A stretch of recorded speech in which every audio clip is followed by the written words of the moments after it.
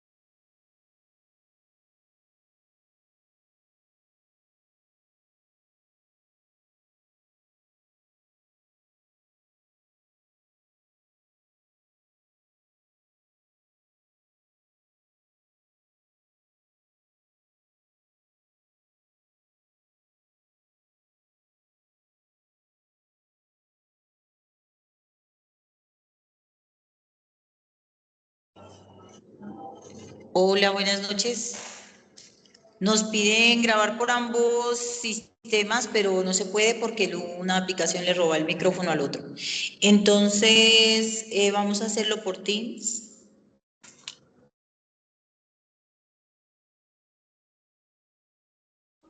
De acuerdo, profe, yo ya dejé el vínculo de compartido a los estudiantes por Teams para que no tengan problema en pasarse del Facebook al Teams. ¿Vale? Muchísimas gracias. Vale, gracias.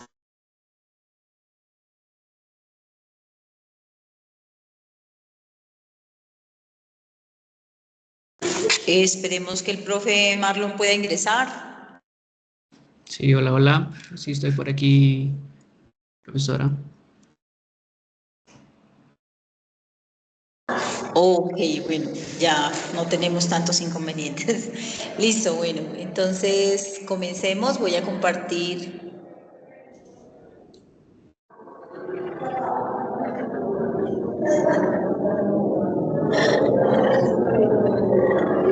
El tema de hoy es básicamente los algoritmos cuánticos. Y pues para poder comenzar con este tema de algoritmos cuánticos,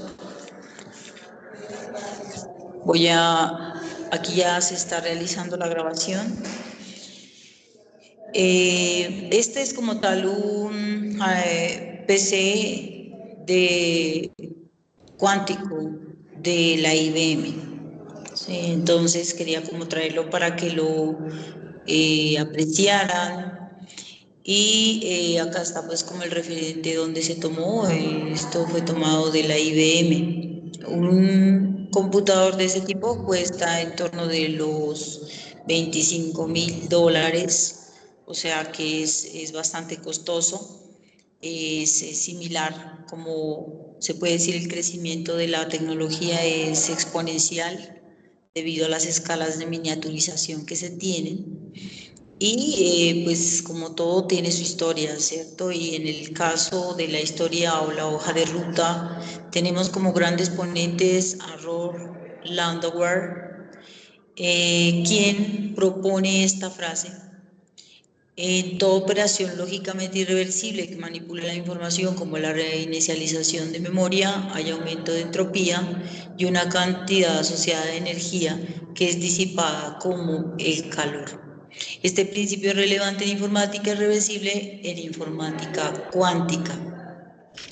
Y otro ponente que es muy importante es Richard Feynman. Richard Feynman es uno de los grandes exponentes de se puede decir, de la computación cuántica.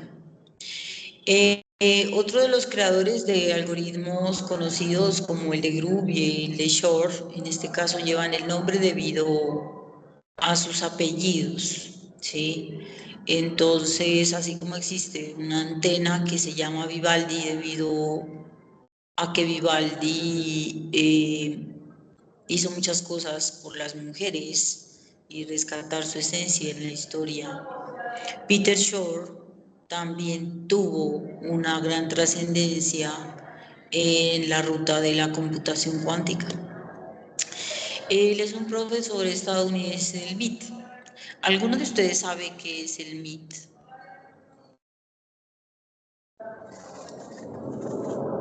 ¿Alguno sabe qué es el MIT?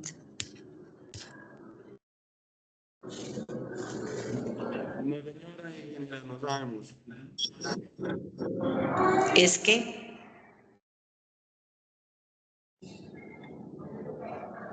por ahí me dijeron algo. Es el MIT, que es el Instituto Tecnológico de Massachusetts. Ay, ¿eso qué es? ¿Qué pasa allá?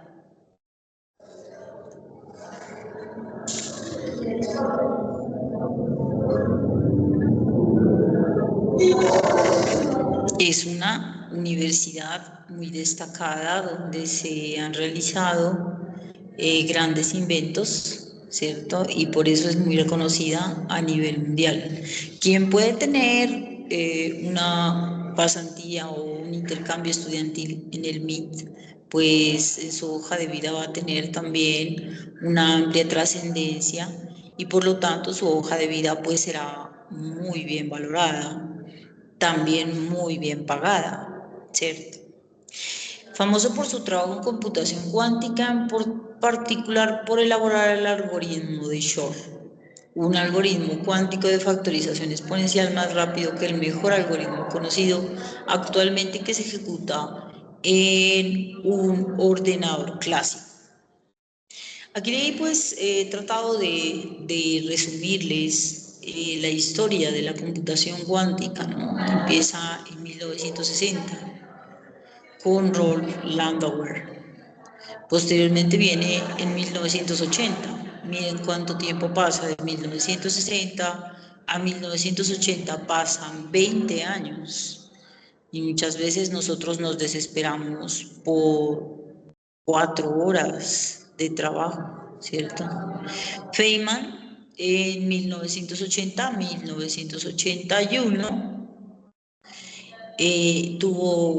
se puede decir que otro desarrollo importante en la computación cuántica.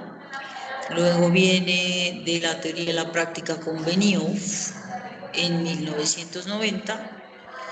Pasan de 9 años, acá pasan 3 años con Dan Simon.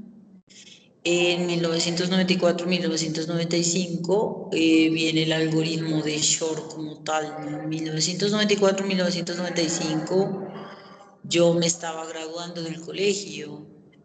¿Por qué les digo esto? Porque a veces estando en el colegio nosotros no teníamos computador, y conseguir una computadora yo la pude conseguir hasta 1997, sí, 1997.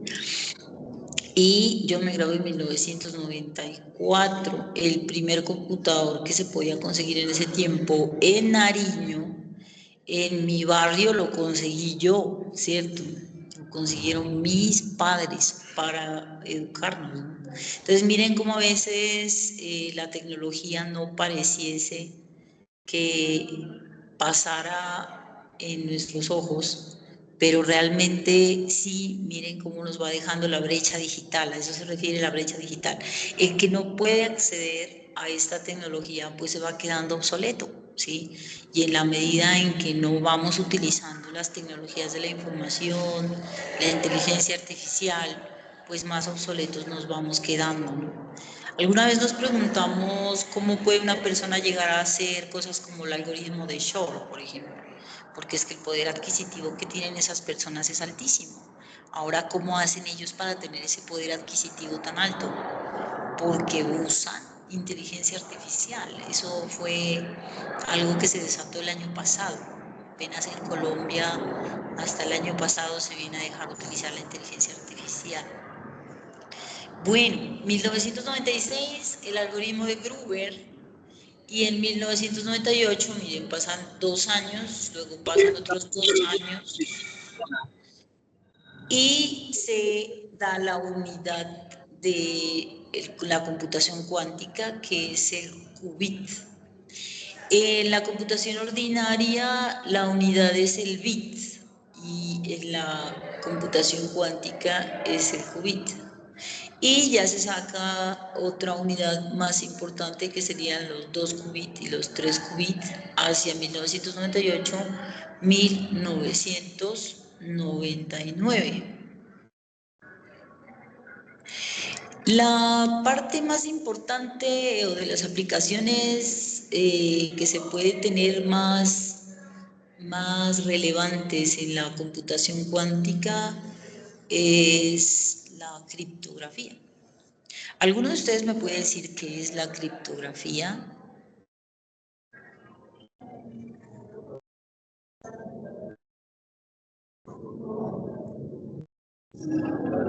No, ninguno sabe qué es la criptografía.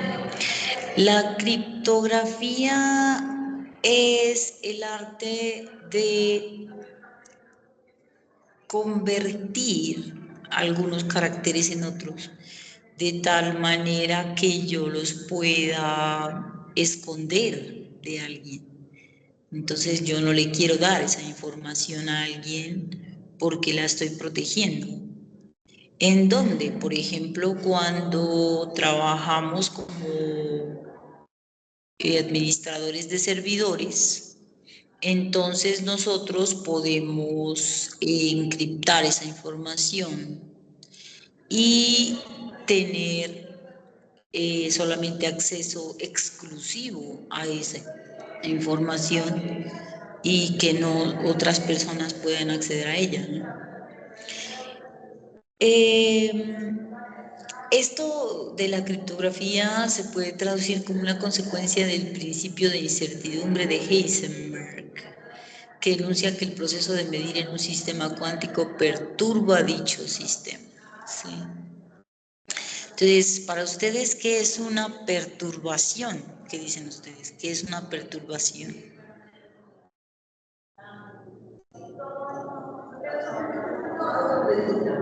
Ahí sí es cierto, me estás escuchando. Me estáis escuchando.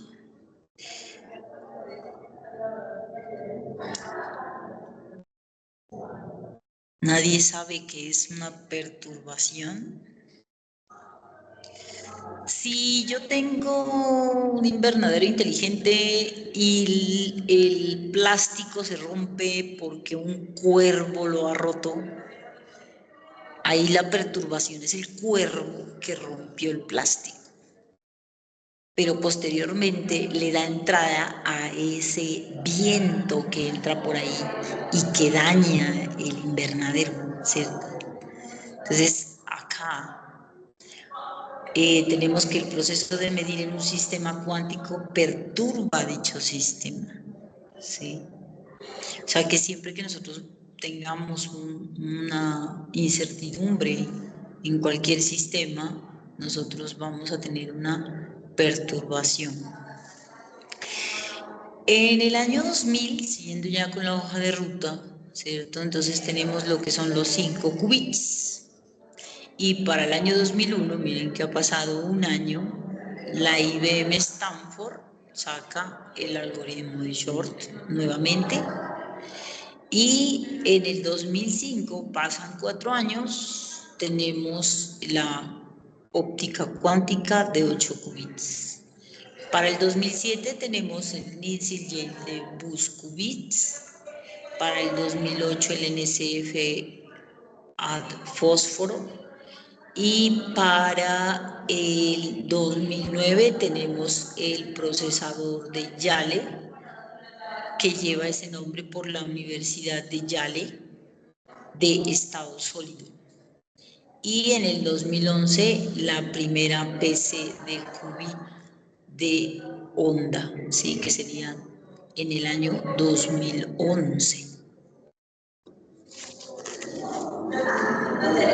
Ya pasamos a otros conceptos importantes de lo que significa como tal la computación cuántica. Vamos a ver solo algunos, debido a que ya casi se nos acaba el tiempo. Y tenemos, por ejemplo, que en comparación de la física clásica con la física cuántica, en la física clásica, la partícula tiene la posibilidad de tener una barrera. En cambio, en la física cuántica, la partícula tiene la probabilidad de superar esa barrera. La información cuántica, en este caso, Richard Feynman como rey, ¿cierto? Los computadores son incapaces de imitar la física cuántica eficientemente y si se fabrica un ordenador que utilice la física cuántica podrá imitarla con facilidad. Los computadores cuánticos, por lo tanto, serán superiores. Y tú eres más veloz en cuanto tu máquina sea tan veloz como tú. Entonces tu velocidad de procesamiento se vuelve una extensión de ti, ¿no?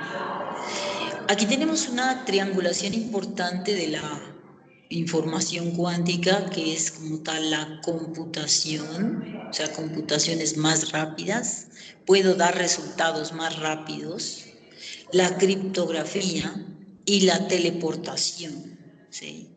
Entonces, ¿cuánto me puedo teletransportar? Por ejemplo, en este momento yo me estoy teletransportando a Perú, ustedes también.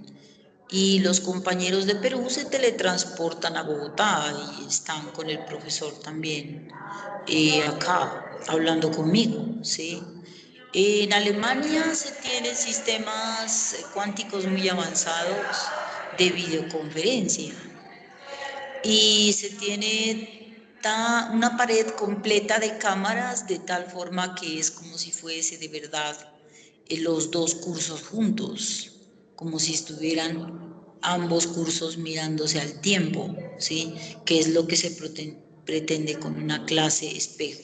Bueno, creería yo que hasta ahí llego con la parte, tenía mucho más tema para darles, pero les estaré compartiendo la información por acá por el chat.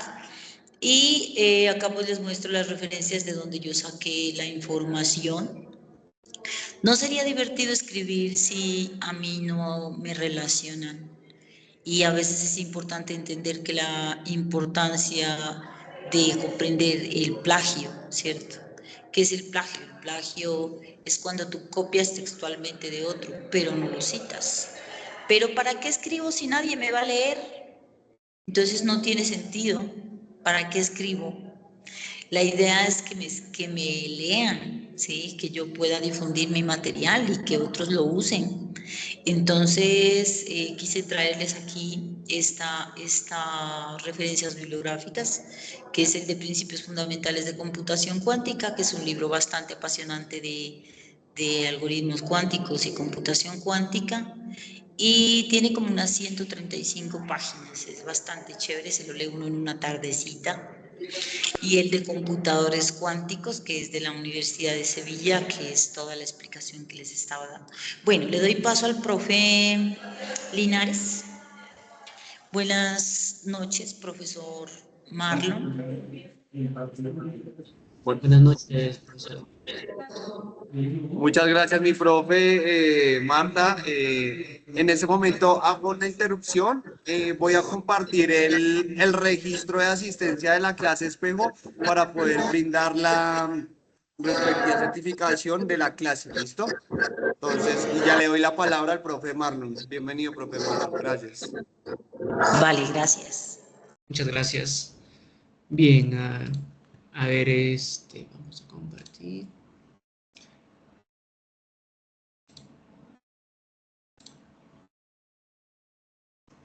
Buenas noches con todos. Me confirman si es que se está viendo lo que estoy compartiendo. Sí, Sí. señor. Bien, gracias. A ver, yo voy a hablar un poco desde el punto de la inteligencia artificial, dado que el curso con el que estamos haciendo la clase espejo acá en Perú es un curso relacionado a sistemas inteligentes y machine learning, que es el aprendizaje automático. Y dentro de ese contexto voy a comentar cómo se integrarían, en este caso, los algoritmos de cuantización se integran o son importantes dentro de la inteligencia artificial, tanto para codificar las ondas o señales analógicas y digitales. Pero para ello partamos en todo caso, les voy a contextualizar de manera rápida cómo es los conceptos y las definiciones dentro de la inteligencia artificial. Y empecemos en este caso, si alguien por acá en el aula tiene una definición de inteligencia artificial, me lo comparte, me lo comenta.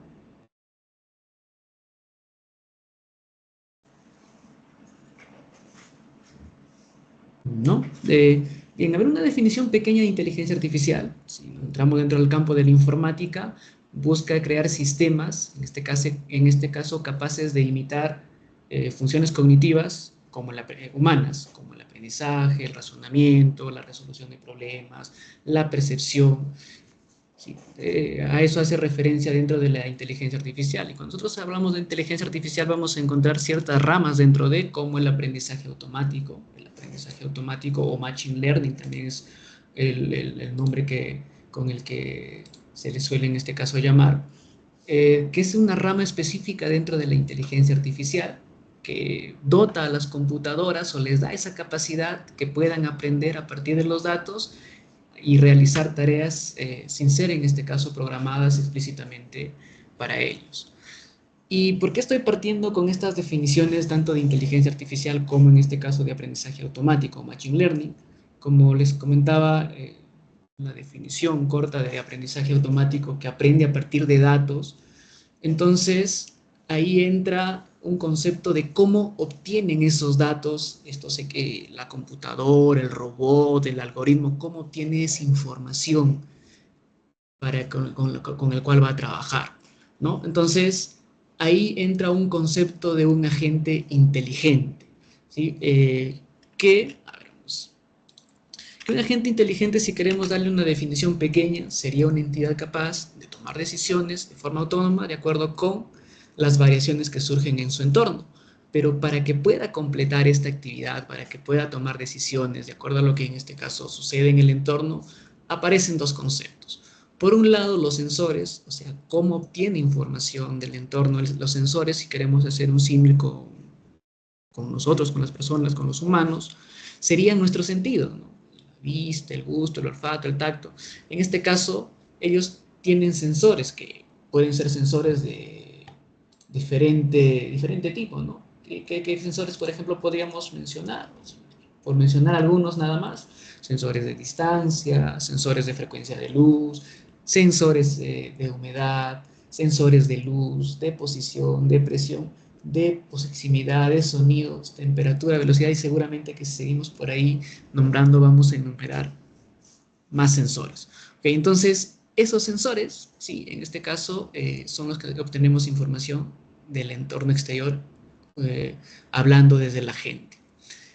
Y esa información que lo obtiene internamente hará todo un proceso, de acuerdo a cómo ha sido en este caso programado, cómo está construido, y tomará una decisión.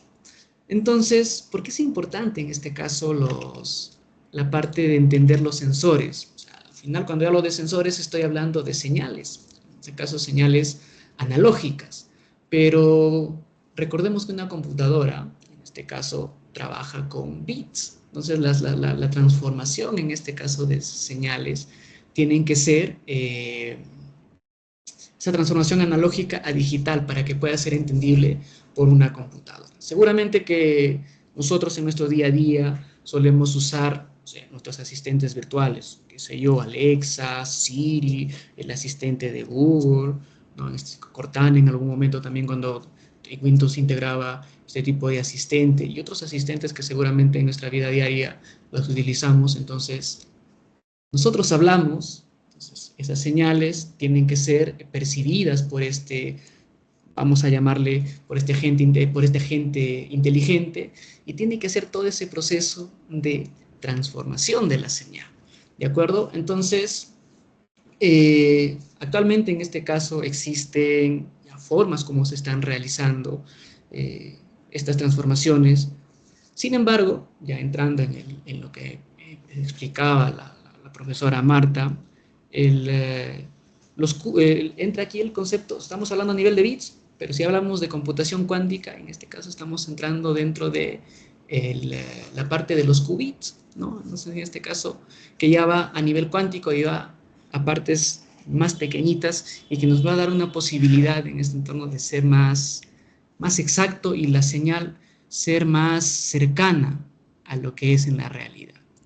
¿De acuerdo? Entonces, por ahí estamos, en todo caso, conectando cómo se relacionaría la inteligencia artificial con el machine learning, con estos algoritmos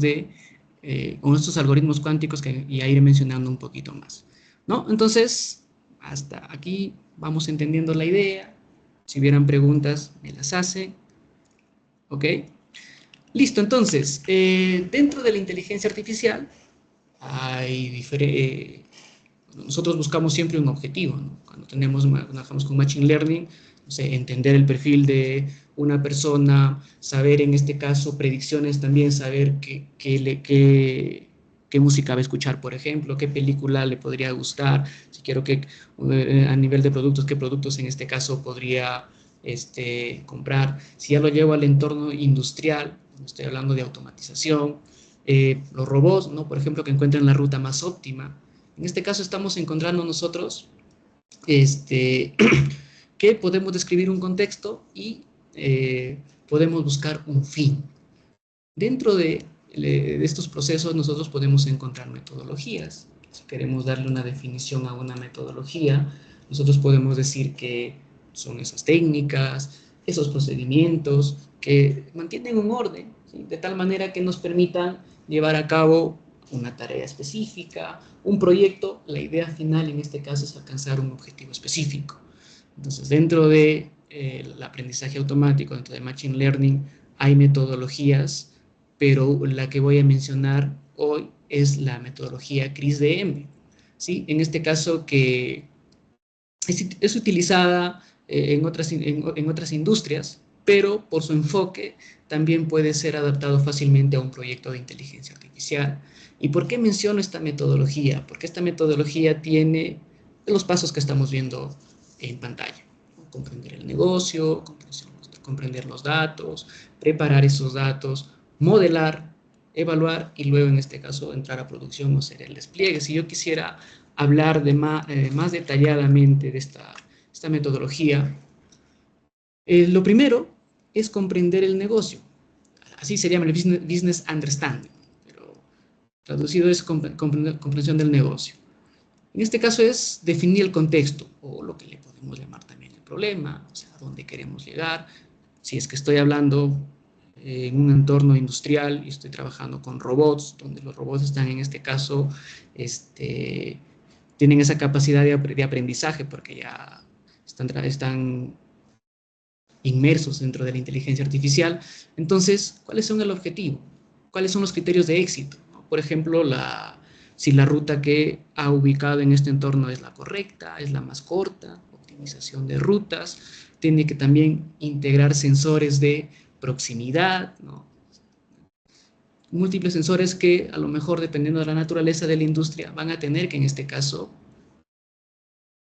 formar parte de estos robots, siguiendo el ejemplo que en este caso había mencionado. Entonces, el primer paso de esta metodología es eso, ¿no? Saber en qué entorno, el contexto, qué es lo que estoy buscando, qué es lo que quiero lograr, qué es lo que quiero en este caso que se modele como un modelo de inteligencia artificial de aprendizaje automático. Luego voy a comprender los datos. Y en este caso viene nuevamente a ver qué datos son relevantes, ¿no? Y qué características en este caso nosotros podríamos mencionar con relación a esto. A ver, déjenme, voy a volver a compartir. Quiero por acá compartir un ejemplo.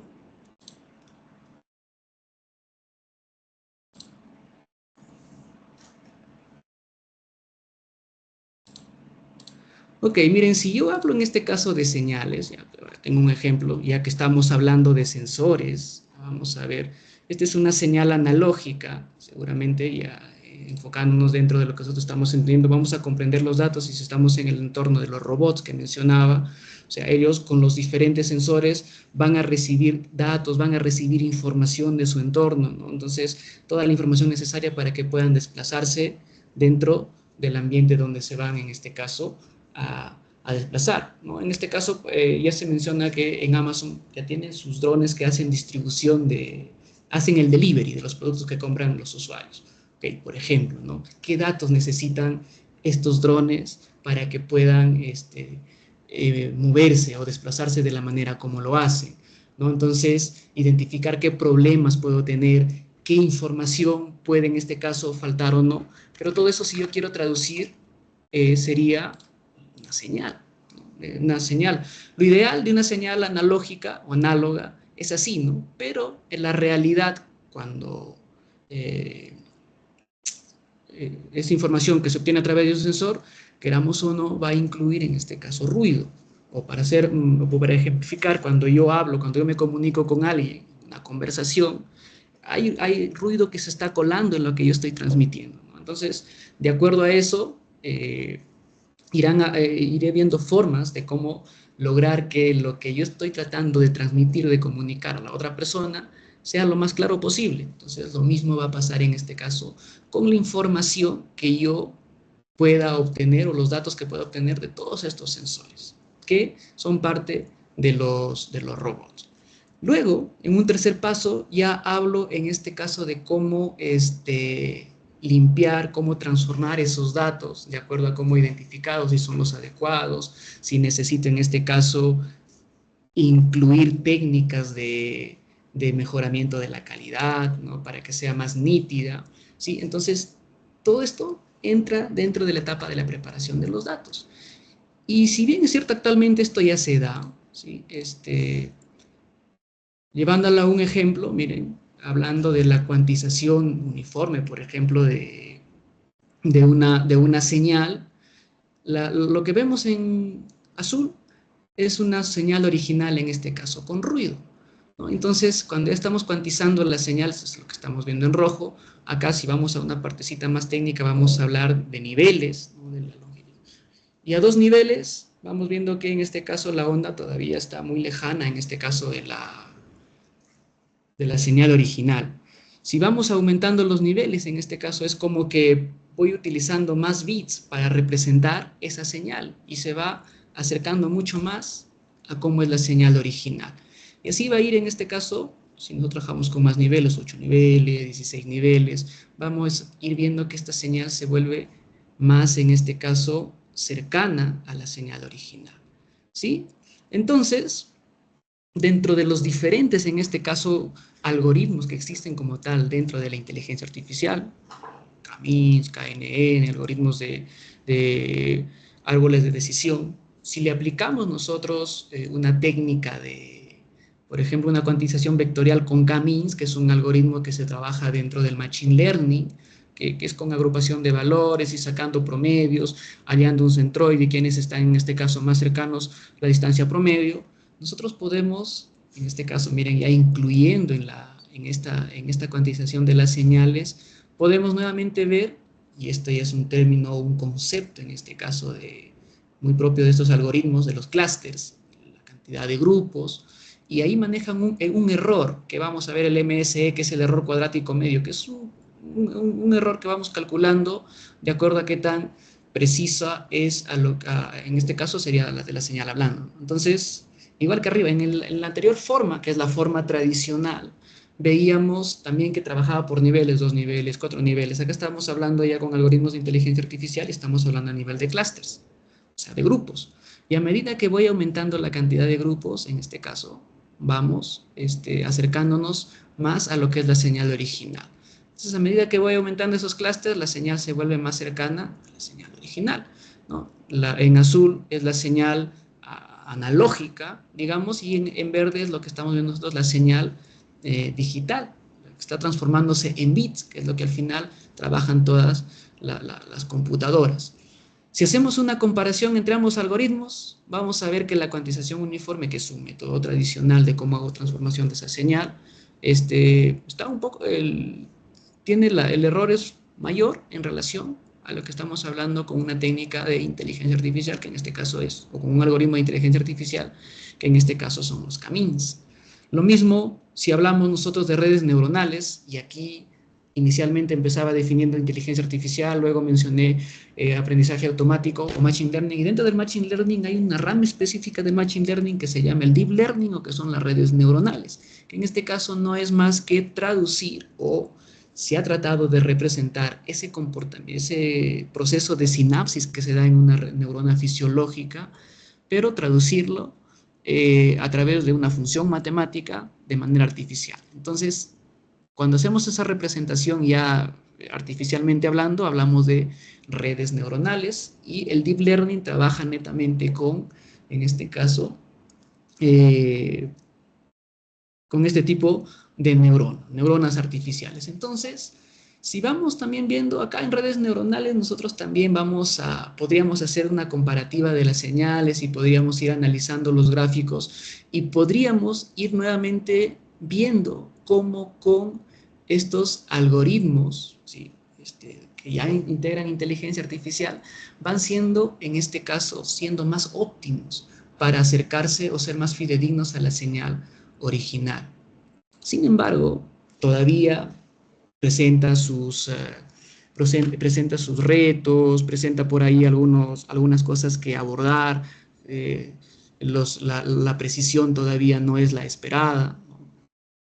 cuando medimos la precisión de los algoritmos, 0.8, 0.9, la idea es acercarse a 1 en lo posible, pero ya tenemos en este caso algoritmos cómo se están trabajando para hacer la transformación de estas señales, que todo ese proceso sería en la parte de la preparación de los datos. Y luego en esta metodología ya entrará pues el modelado, ya hice mi modelo que me ayudará para predecir de acuerdo a lo que estoy buscando, ¿no? La ruta más óptima, el perfil de música, el perfil de películas que le gusta a alguien, algo, ¿no? Y haremos la evaluación y el despliegue.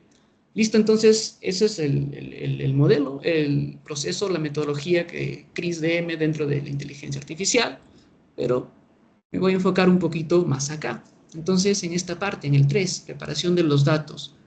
Entonces, hemos visto que hay algoritmos que se logran acercar en la transformación de la señal a las señales originales, pero fíjense que si nosotros hablamos ya de algoritmos cuánticos, de lo que mencionaba la profesora Marta, vamos a ver que con esto se podrían lograr cosas increíbles, ¿no? Por ejemplo, ¿no? Una señal que sea, en este caso, mantenga mayor fidelidad a la señal original, más calidad, ¿no? La eficiencia que estábamos hablando, ya vieron ahí los bits, cuando a más bits incluía en la señal, iba acercándose en este caso más a la señal original. Entonces, por ahí está la posibilidad de los algoritmos cuánticos. También minimizar el error, o lo que hablando en nuestros términos, porque si bien es cierto en los modelos de inteligencia artificial podríamos decir que es el error, para nosotros sería el ruido, ¿no? Entonces, esas diversas interferencias que podrían ser parte de estas señales. Entonces, los algoritmos cuánticos en este contexto van a poder resolver este tipo de problemas, por un lado, de manera más rápida, ¿no? Seguramente ya vemos ya que está trabajándose en la computadora cuántica, antes se la veía lejana, creo que cada vez se ve más cerca, y por ahí justamente es un reto, creo, en diferentes aspectos, porque si bien es cierto, hace más rápido ciertas cosas positivas, pero también si hablamos de adivinar o saber una clave que hoy te tomaría muchos años en desencriptarla, unas pruebas que veía hace poco, una computadora cuántica le llevaría solamente, por ejemplo, 3 segundos de desencriptar esta contraseña, que son retos, por ejemplo, para la seguridad también. Pero esas posibilidades, miren, nos estarían dando estos algoritmos cuánticos un nivel más alto de precisión. Si ya siguiendo dentro de la IA y el Machine Learning, nos permitiría trabajarlo desde dos fuentes, ¿sí? Las características que nosotros manejamos, lo que ya explicaba, dentro de estos algoritmos, o sea, las señales, por ejemplo, si hablamos de video, de audio, de alta resolución, actualmente presentan todavía un reto, o sea, todavía hay dificultad, no hay ese nivel de precisión muy cercano a 1 al momento de su procesamiento. Con algoritmos cuánticos, esto se haría más sencillo, ¿no? Si hablamos dentro de las redes neuronales, su entrenamiento, en este caso ya matemáticamente traducido, van asignándole pesos, van asignándole capas, y de acuerdo a eso van trabajando en algoritmos mucho más precisos, que se utilizan, por ejemplo, para identificación de voz, identificación en este caso de rostros, ¿no? Entonces, con redes neuronales te logra diferenciar, te logra reconocer que eres tú, a pesar que estés alegre, triste, pero tú te escaneas y sabe que eres tú, por esa precisión que está buscando. Y con algoritmos cuánticos, esto todavía llegaría a un nivel más óptimo, ¿no? Al momento que hace ese trabajo esta red neuronal. También, a lo que ya decía, ¿no? Vamos en este caso a lograr una mayor precisión en los algoritmos, en cualquiera de estos algoritmos, y puntualmente hablando de la transformación de las señales, porque esa información se obtiene en este caso desde un entorno, desde el exterior, o en este caso también del exterior de la gente, hablando en sí, puede ser otro agente, por ejemplo, nosotros que estamos hablando, que estamos escaneando una imagen, estamos obteniendo esa información del entorno, la precisión, entonces en este caso va a ser mucho mayor, ¿no? En cuanto al entrenamiento, acá, al entrenamiento de los modelos, porque estos modelos de aprendizaje automático se entrenan y van aprendiendo en el tiempo para mejorar, así como nosotros.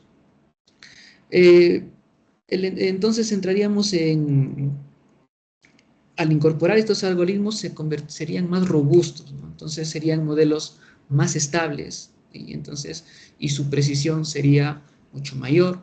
Y si hablamos de memoria y velocidad, se dice que, ya las investigaciones, que el hecho de incluir, en este caso, algoritmos cuánticos, los niveles de precisión van a ser muy buenos, de manera que nos va a permitir trabajar en un entorno del IoT, o lo que hablamos, el Internet de las cosas. Sí, seguramente hemos hablado, seguramente hemos escuchado del Internet de las cosas, o del IoT, Internet of Things, y por ahí también entra la parte de la domótica, ¿no? Para dar un ejemplo, veía algún video donde decía, tu refrigeradora va a identificar que ya estás quedándote sin los productos que sueles consumir en la semana. Entonces, con el Internet de las cosas, tendrá la capacidad de conectarse a tu tienda, ¿no? Hará un pedido, pagará con tu tarjeta, que también lo has asociado, y luego harán el delivery a tu casa de tal manera que todas las cosas están conectadas en el Internet de nuestros, en este caso, hogares, ¿no? Nos podrá regular la temperatura. Entonces, esas posibilidades las vuelve en este caso más factibles, ya trabajando con algoritmos cuánticos e integrando dentro de lo que ahora se habla la inteligencia artificial. Ok, entonces, si ya queremos ver cuál sería el futuro, hablamos de un futuro híbrido donde va a haber una convergencia entre los qubits y los bits, ¿no? Entonces, hasta lo que ahora se ve no es que uno vaya a reemplazar a lo otro, sino se dice que va a potenciar lo que ya tenemos, ¿no? Entonces, al integrar la computación cuántica, al integrar los algoritmos cuánticos, entonces en este caso va a determinar mayor calidad debido a que ya lo que mencionaba en los ejemplos sonográficos, la señal va a ser en este caso como que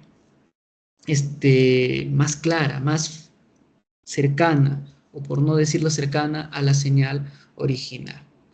¿Sí? Entonces, por ahí seguramente ya vamos a hablar de optimización cuántica, de tal manera que esto busca que resuelva los problemas de optimización inherente que hay en la codificación de señales y en la compresión de los modelos.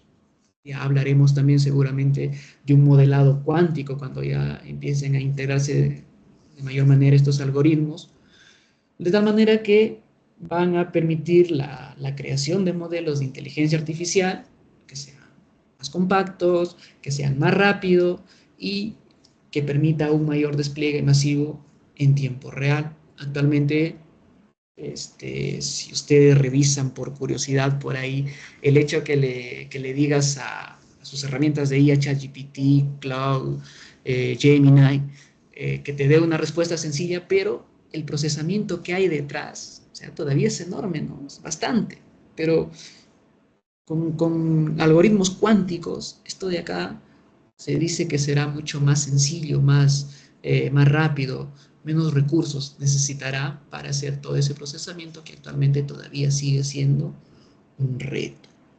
¿Sí? Entonces, desde nuestro curso, estamos acá en Perú, he querido enfocarlo de esa manera, cómo se conectarían los algoritmos cuánticos con, en este caso, la inteligencia artificial. ¿Preguntas quizás? En este recurso también le voy a compartir a la profesora Marta para que les pueda compartir a ustedes también, para que revisen. Por ahí estoy dejando tres recursos. El primero es una serie que ya tiene como 5 años, pero hay 9 videos interesantes ahí, justo de las señales, ¿no? Justo de las señales, cómo se hace el procesamiento de las señales para que puedan trabajar los algoritmos de inteligencia artificial. Incluir en este caso computación cuántica ahí va a ser buenazo. Por ahí también encontré un videíto de la computación cuántica. Y el ejemplo que les estaba compartiendo también les vaya a pasar, sino que en este caso es algo más cercano a lo que nosotros hacemos en nuestro curso, que son justo la metodología que les comentaba. Aplicamos algo ahí, ¿no? Algo así, ¿no? Reconocemos, identificamos el problema, vamos viendo los datos que vamos a recolectar. También a lo mejor por ahí a modo de consulta para que ustedes lo tengan. Esto de acá está trabajado en Google Colab, pueden ejecutarlo sin problema, pueden variar los datos y pueden ir cambiando los valores para ver cómo puede cambiar lo que se ha propuesto aquí. ¿De acuerdo? Entonces, preguntas.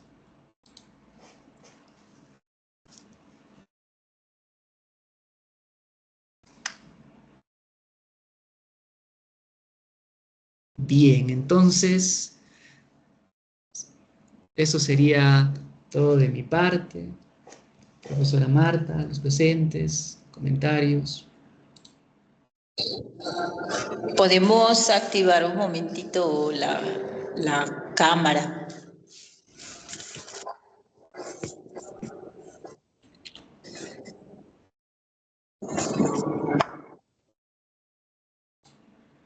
Siempre con el video se pone más lenta la conexión.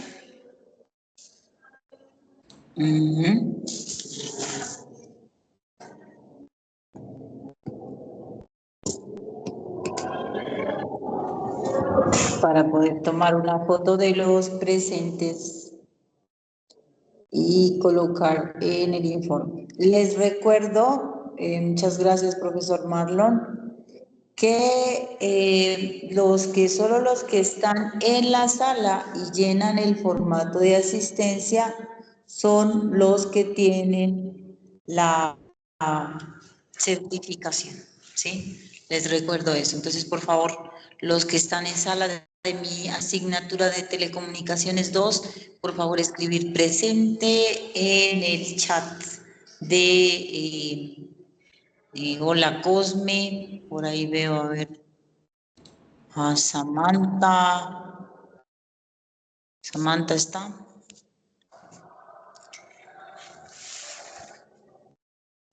Karen.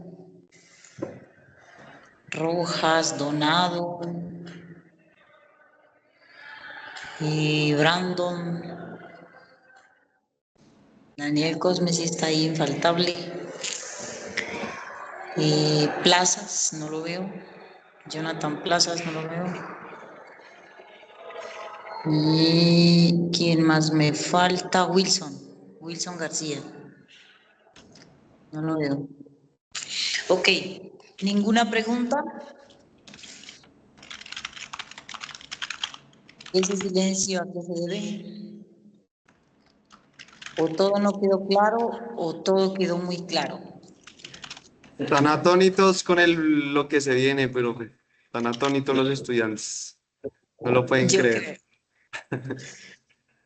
Tener un computador cuántico en casa, ¿cierto? O sea, cuando yo tuve mi primera computadora, eso fue buenísimo. O sea, creo que repetía el video de una Wikipedia que salía muchas veces. Entonces, nosotros, ¿qué podremos hacer con la computación cuántica? ¿Sí? Bueno, ¿ninguna pregunta?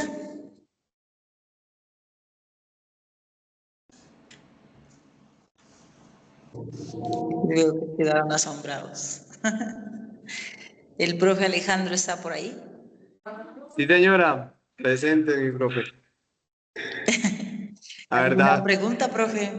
quería más que una pregunta brindar un comentario. Primero que todo agradecerles, ¿sí? Por el espacio que se brindó.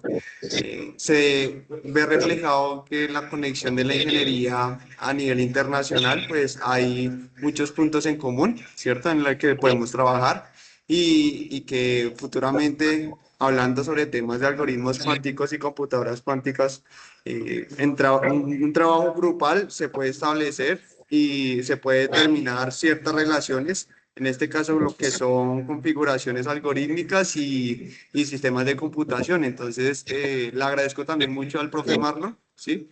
Por su presencia, por brindarnos parte de su conocimiento y de su área de experticia. Entonces, era lo que quería comunicar. Le agradezco a todos los presentes que estuvieron interesados a esta área de conocimiento de ingeniería. Y pues nada, mi profe, les agradezco a ustedes de verdad. Bueno. Ok, gracias, profe Marlon. Sí, gracias a ustedes también, gracias, profesora Marta. Sí, efectivamente, como decía el profesor José, por ahí es chévere integrar ingenierías, ¿no? Porque de ustedes es ingeniería mecánica su clase, y es ingeniería de sistemas. Por ahí apareció el reto cuando planteamos el tema, pero vamos a hacer ese complejo.